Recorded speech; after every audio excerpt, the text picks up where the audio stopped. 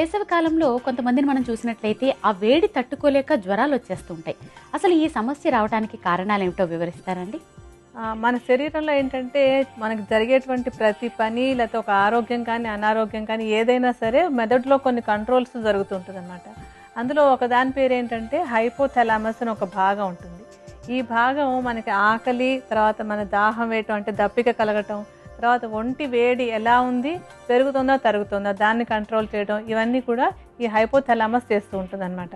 అంటే శరీరంలో నీరు తగ్గిపోతే మనకు దాహంగా అనిపించటం, అలాగే ఒళ్ళు కనుక బాగా వేడెక్కినట్టుగా అవుతూ ఉంటే తొందరగా చెమట పట్టించి ఆ వేడిని తగ్గించేటువంటి పని కూడా ఈ హైపోథాలమస్ చేస్తూ ఉంటుంది.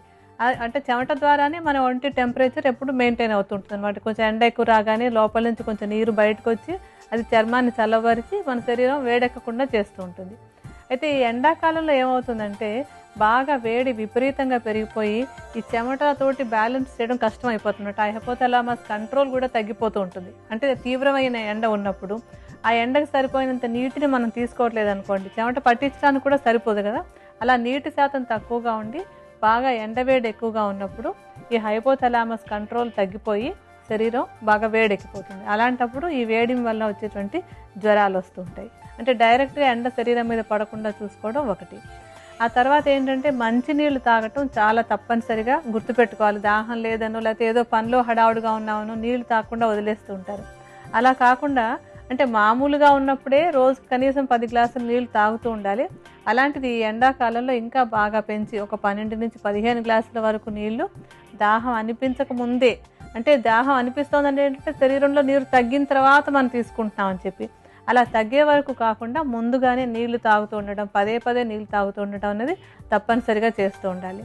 అలాగే ఈ కూల్ డ్రింక్స్ కానీ లేకపోతే కొంచెం ఈ వేఫర్స్, చిప్స్ అని తింటూ ఉంటారు కదా. చాలామంది పిల్లలు కూడా ఇంట్లో రకరకాల ప్యాకెట్లు, అడ్వర్టైజ్మెంట్లు వస్తూ ఉంటాయి. ఆ చిప్స్ అవి బాగా నవిలి తింటుంటారు కదా. అలా తిన్నప్పుడు కూడా ఏంటంటే శరీరంలో ఉన్నటువంటి నీటి భాగం వాటి కోసం ఎక్కువగా పోతుంది. అలాంటప్పుడు శరీరం మళ్ళీ డీహైడ్రేట్ అయిపోతుంది, జ్వరం వచ్చేందుకు అవకాశం ఉంటుంది. కనుక అటువంటి ఆహారాలంటే ఈ ఎండిపోయినవి, బాగా వేయించినటువంటివి, చిప్స్ లాంటివి, మళ్ళీ కూల్ డ్రింక్స్ కూడా శరీరంలో ఉన్నటువంటి నీటిని తగ్గించేస్తాయి. ఏదో దాహం తీరింది అనుకుని తాగుతూ ఉంటారు కానీ అది దాహం తీర్చడం కాదు, వాటి వల్ల కూడా శరీరంలో ఉన్నటువంటి నీటి శాతం తగ్గి డీహైడ్రేట్ అయ్యే అవకాశం ఉంది. కనుక కూల్ డ్రింక్స్ మానేసి చల్లగా ఉన్నటువంటి నీళ్ళు తీసుకోవడం ఉత్తమమైనటువంటి. డాక్టర్ గారు, ఎండ వేడిమి వల్ల వచ్చే జ్వరాల నివారణకు ఆయుర్వేద ఔషధం ఏ విధంగా తయారు చేసుకోవాలో వివరిస్తారండి? ఇప్పుడు మనం తయారు చేసుకోబోయేటువంటి ఔషధంలో మనం తీసుకునేటువంటి మొట్టమొదటి మూలిక వట్టివేళ్ళు. ఈ వట్టివేళ్ళకు ఎంత చలవ చేస్తాయనేది మన అందరం మామూలుగా ఈ సీజన్లో వాడుకుంటూనే ఉంటాం, తెలుస్తుంది. అది ఏంటంటే కడుపులోకి ఔషధంగా కూడా ఈ చల్లదనాన్ని మనకు శరీరంలో కలిగించడానికి చాలా బాగా ఉపయోగపడుతుంది ఇది. అందుకని ఈ ఎండమేడిమి వల్ల వచ్చేటువంటి జ్వరాలు తగ్గడానికి వట్టివేరుని చాలా మంచి ఔషధంగా మనం ప్రధాన ద్రవ్యంగా కూడా వాడుకోవచ్చు. ఈ వట్టివేళ్ళను చూర్ణం చేసి ఒక 50 గ్రాముల పరిమాణంలో తీసుకోవాలి. దీన్ని మనం ఇప్పుడు కొంచెం ఔషధం తయారు చేసుకోవడానికి కొద్దిగా చూర్ణాన్ని తీసుకుని ఒక పక్కన పెట్టుకుందాం. మనం తర్వాత తీసుకోవాల్సినటువంటి మూలిక చందనం. చందనం వేడిని తగ్గించడంలో మనం శరీరం పైన కూడా వాడుకుంటూ ఉంటాం. ఇది కడుపులోకి తీసుకున్నా కూడా సరే ఈ వేడిని తగ్గించడానికి, జ్వరాన్ని తగ్గించడానికి బాగా ఉపయోగపడుతుంది. చందనం చూర్ణాన్ని కూడా సుమారుగా 50 గ్రాముల పరిమాణంలోనే తీసుకోవాలి. ఇప్పుడు మనం కొద్దిగా ఔషధం తయారు చేసుకోవడానికి కాస్తంత చూర్ణం తీసి పక్కన పెట్టుకుందాం. తర్వాత ఏం తీసుకోవాలంటే అది ధనియాలు. ధనియాలు మనకి వంటింట్లో ఉన్నటువంటి మూలిక. అసలు సామాన్యంగా వచ్చేటువంటి జ్వరాలు తగ్గించడానికి ఒట్టిగా ధనియాలు కషాయంలాగా తీసుకున్నా కూడా జ్వరం తగ్గిపోతూ ఉంటుంది. ధనియాలని చక్కగా మెత్తటి చూర్ణంలాగా చేసుకుని అది కూడా ఒక 50 గ్రాముల పరిమాణంలో తీసుకోండి. ఇప్పుడు మనం కొద్దిగా ఔషధం తయారు చేసుకునేటప్పుడు ఎంత చూర్ణం కావాలో అంత మాత్రం తీసుకుందాం. తర్వాత మూలిక ముస్తా. తుంగ ముస్తలు కూడా చాలా బాగా చలవ చేసేటువంటి మూలిక. దీన్ని కూడా చక్కగా చూర్ణం చేసి ఉంచుకోవాలి. ఈ చూర్ణాన్ని కూడా 50 గ్రాముల పరిమాణంలో తీసుకోవాలి. ఇప్పుడు మనం కొంచెం ఔషధం తయారు చేసుకోవడానికి కొద్దిగా చూర్ణాన్ని తీసుకుని మిగతా చూర్ణాలతో కలుపుకుందాం. ఇంకొక మూలిక ఏంటంటే సొంఠి. సొంఠిని కూడా కొంచెం వేయించి చూర్ణం చేసుకోవాలి.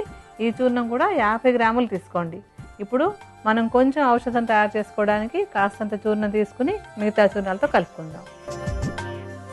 ఔషధానికి కావాల్సినటువంటి చూర్ణాలన్నీ రెడీగా ఉన్నాయి. వీటిని బాగా కలుపుదాం. ఈ చూర్ణం ఎందుకంటే ఈ వేసవిలో వచ్చేటువంటి జ్వరాలకు చాలా బాగా ఉపయోగపడుతుంది. దీన్ని వాడుకునేటప్పుడు ఏం చేయాలంటే దీన్ని 2 రకాలుగా వాడుకోవచ్చు. ఒకటి ఉష్ణ కషాయం అని చెప్పి, ఇంకోటి శీత కషాయం అని చెప్పి అంటాం. అంటే మనకి ముందుగా ఏదో ఇంట్లో జ్వరాలు ఉన్నాయి ముందుగా తెలిసి మనం వాడుకోవడానికి అవకాశం ఉన్నట్టయితే కనుక దీన్ని ఏం చేయాలంటే ఒక చెంచాడు చూర్ణాన్ని 1 కప్పు నీళ్ళల్లో వేసి రాత్రిపూటే నానబెట్టి ఉంచేసేయాలి. దాన్ని మన్నాడు పొద్దున్నే తాగటానికి ఉపయోగించాలన్నమాట.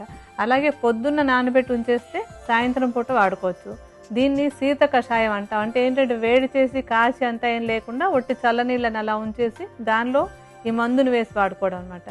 అలా కాకుండా అనుకోకుండా జ్వరం వచ్చింది అప్పటికప్పుడు వాడుకోవాలనుకోండి, అలాంటప్పుడు ఏం చేస్తారంటే నీళ్ళని బాగా మరిగించి ఆ నీళ్లు మరిగిన తర్వాత ఇది 1 చెంచాడు చూర్ణం దానిలో వేసి కొంచెం సేపు ఇగరనివ్వాలన్నమాట. ఒక సగం నీళ్ళు ఇగిరే వరకు కాచి ఆ మిగిలినటువంటి దాన్ని కొంచెం గోరువెచ్చగా ఉన్నప్పుడే ఔషధంగా ఇవ్వాలి.